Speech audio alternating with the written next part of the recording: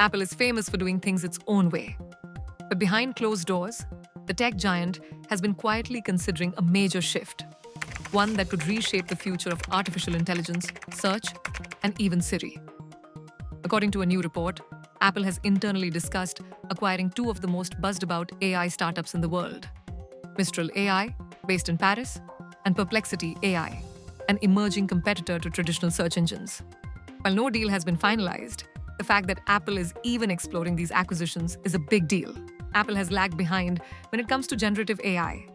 Siri remains underpowered, and competitors like Google, Microsoft, and OpenAI are racing ahead with advanced chatbots and powerful language models.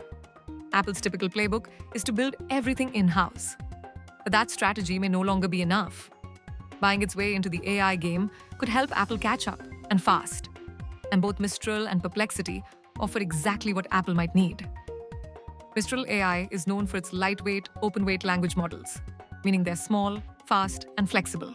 Their models compete directly with OpenAI and Meta, but with a more open approach to development that could fit neatly into Apple's vision of private, on-device AI.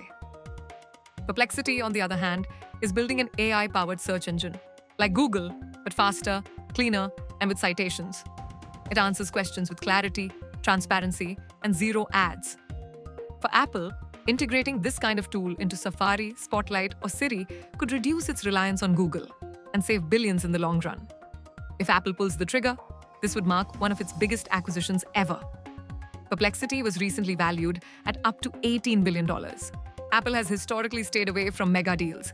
Its largest ever was the Beats acquisition back in 2014. But the stakes are different now. The next wave of consumer technology is being defined by AI, and Apple can't afford to sit on the sidelines. Whether or not Apple ends up buying Mistral or Perplexity, one thing is clear. The company is no longer content to wait and watch.